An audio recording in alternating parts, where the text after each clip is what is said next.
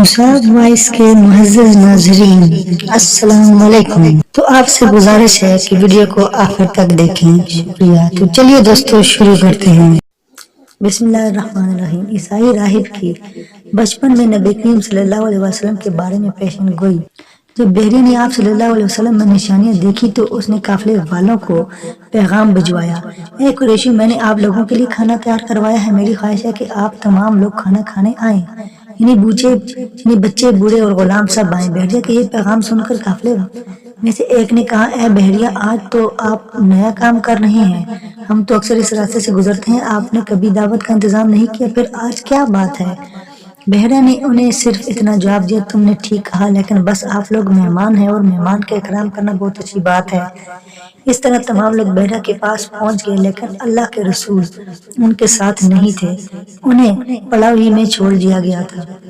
آپ کو قافلے کے ساتھ اس لیے نہیں لے جایا گیا تھا کہ آپ کی کم عمر تھے، آپ وہیں درخت کے نیچے بیٹھ گئے۔ ادھر بحریہ نے لوگوں کو دیکھا اور ان میں سے کسی میں اسے وہ صفت نظر نہ آئی جو آخری نبی کے بارے میں اسے معلوم تھی، نہ ان میں سے کسی پر وہ بدلی نظر آئی، بلکہ اس نے عجیب بات دیکھی کہ وہ بدلی وہیں پڑاؤ کی جگہ پر ہی رہ گئی ہے۔ اس کا صاف مطلب یہ تھا، بدلی وہیں ہے جہاں اللہ کے رسول ہیں۔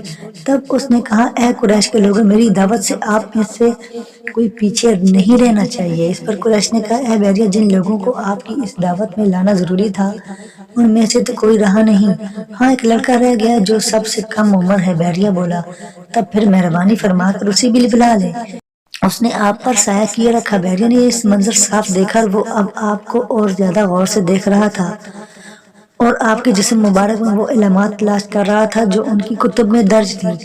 جب لوگ کھانا کھا چکے اور ادھر ادھر ہو گئے تب بحریہ آپ کے پاس آیا اور بولا: میں لات اور عزیٰ کے نام پر آپ سے چند باتیں پوچھنا چاہتا ہوں، جو میں پوچھوں آپ مجھے بتائیں۔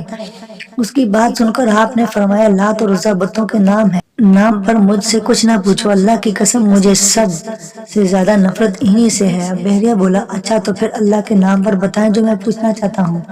تو آپ نے فرمایا: پوچھو، کیا پوچھنا ہے؟ اس نے بہت سے سوالات کیے، آپ کی عادات کے بارے میں پوچھا، ان کے بعد اس نے آپ کی کمر پر کپڑا ہٹا کر مہر نبوت کو دیکھا، وہ بالکل ویسی ہی تھی جیسا کہ اس نے اپنی کتابوں میں پڑھا تھا۔ اس نے فوراً مہر نبوت کی جگہ کو بوسہ دیا۔ قریش کے لوگ دیکھ رہے تھے اور حیران ہو رہے تھے، آخر لوگ کہیں بغیر نہ رہ سکے۔ یہ راہب محمد صلی اللہ علیہ وسلم میں بہت دلچسپی لے رہا ہے، شاید اس کے نزدیک ان کا مرتبہ بہت بلند ہے۔ ادھر نبی کریم صلی اللہ علیہ وسلم سے بات چیت کرنے کے بعد بحریہ ابو طالب کی طرف آیا اور بولا: یہ لڑکا تمہارا کیا لگتا ہے؟ ابو طالب نے کہا: یہ میرا بیٹا ہے۔ اس پر بحریہ نے کہا: نہیں، یہ تمہارا بیٹا نہیں ہو سکتا، یہ نہیں ہو سکتا کہ اس کا باپ زندہ ہو۔ اب ابو طالب یہ سن کر حیرت ہوئی، پھر انہوں نے کہا: دراصل یہ میرے بھائی کا بیٹا ہے، ان کا باپ کہاں ہے؟ وہ فوت ہو چکا ہے، اس کا انتقال اس وقت ہو گیا جب یہ ابھی پیدا نہیں ہوئے تھے۔ یہ سن کر بحریہ بول اٹھا: ہاں یہ بات صحیح ہے، اور ان کی والدہ کا کیا ہوا؟ ان کا ابھی تھوڑے ہی عرصہ پہلے انتقال ہوا ہے۔ یہ سنتے ہی بحریہ نے کہا: بالکل ٹھیک کہا، اب تم یوں کرو کہ اپنے بھتیجے کو واپس وطن لے جاؤ، یہودیوں سے ان کی پوری طرح حفاظت کرو، اگر انہوں نے انہیں دیکھ لیا، ان میں وہ نشانیاں دیکھ لی جو میں نے دیکھی ہیں، تو وہ انہیں قتل کرنے کی کوشش کریں گے۔ تمہارا یہ بھتیجا نبی ہے، اس کی بہت شان ہے، ان کی شان کے بارے میں ہم اپنی کتابوں میں بھی لکھا ہوا پاتے ہیں، اور ہم نے اپنے باپ داداؤں سے بھی بہت کچھ سن رکھا ہے۔ میں نے یہ نصیحت کر کے اپنا فرض پورا کر دیا اور انہیں واپس لے جانا تمہاری ذمہ داری ہے۔ ابو طالب بحریہ کی باتیں سن کر خوفزدہ ہو گئے، آپ کو لے کر مکہ واپس آ گئے اور اس واقعے کے وقت آپ کی عمر 9 سال تھی۔ اس عمر کے لڑکے عام طور پر کھیل کود میں ضرور حصہ لیتے ہیں، ان کھیلوں میں خراب اور گندے کھیل بھی ہوتے ہیں۔ اللہ تعالیٰ نے آپ کو اس سلسلے میں بھی بالکل محفوظ رکھا۔ جاہلیت کے زمانے میں عرب جن برائیوں میں جکڑے ہوئے تھے، ان برائیوں سے بھی اللہ تعالیٰ نے آپ کی حفاظت فرمائی ہے۔ واقعہ آپ نے خود بیان فرمایا: ایک قریشی لڑکا مکہ کے بالائی حصے میں اپنی بکریاں لیے میرے ساتھ تھا، میں نے اس سے کہا: تم ذرا میری بکریوں کا دھیان رکھو تاکہ میں قصہ گوئی کی مجلس میں شریک ہو سکوں۔ وہاں سب لڑکے جاتے تھے۔ اس لڑکے نے کہا: اچھا۔ اس کے بعد میں روانہ ہوا، میں مکہ کے ایک مکان میں داخل ہوا تو مجھے گانے اور باجے کی آواز سنائی دی۔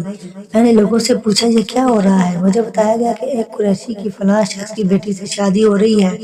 میں نے اس طرف توجہ دی ہی تھی کہ میری آنکھیں نیند سے جھکنے لگیں، یہاں تک کہ میں سو گیا۔ پھر میری آنکھ اس وقت کھلی جب دھوپ مجھ پر پڑی۔ آپ واپس اس لڑکے کے پاس پہنچے تو اس نے پوچھا تم نے وہاں جا کر کیا کیا؟ میں نے اسے واقعہ سنا دیا۔ دوسری رات پھر ایسا ہی ہوا، مطلب یہ کہ قریش کی لو مجلسوں سے اللہ تعالیٰ نے آپ کو محفوظ رکھا۔ قریش کے ایک بت کا نام بوانا تھا۔ قریش ہر سال اس کے پاس حاضری دیا کرتے تھے، اس کی بے حد عزت کرتے تھے، اس کے پاس قربانی کا جانور ذبح کرتے تھے، سر منڈواتے تھے، سارا دن اس کے پاس اعتکاف کرتے۔ ابو طالب بھی اپنی قوم کے ساتھ اس بت کے پاس حاضری دیتے تھے۔ اس موقع کو قریش عید کی طرح مناتے تھے۔ ابو طالب نے نبی کریم صلی اللہ علیہ وسلم سے کہا بھتیجے آپ بھی ہمارے ساتھ عید میں شریک ہوں۔ آپ نے انکار فرما دیا۔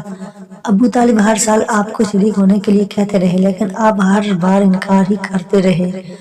آخر ایک بار ابو طالب کو غصہ، آپ کی پھوپھیوں کو بھی آپ پر بے تحاشا غصہ آیا۔ وہ آپ سے بولی تم ہمارے معبودوں سے اس طرح بچتے ہو اور پرہیز کرتے ہو، ہمیں ڈر ہے کہ تمہیں کوئی نقصان نہ پہنچے۔ انہوں نے یہ بھی کہا محمد آخر تم عید میں کیوں شریک نہیں ہوتے؟ ان کی باتوں سے تنگ آ کر آپ ان کے پاس سے اٹھ کر کہیں دور چلے گئے۔ اس بارے میں آپ فرماتے ہیں میں جب بھی بوانا یا کسی اور بت کے نزدیک ہوا میرے سامنے ایک سفید رنگ کا بہت قد آور آدمی ظاہر ہوا۔ اس نے ہر بار مجھ سے یہی کہا محمد پیچھے ہٹو، اس کو چھونا نہیں۔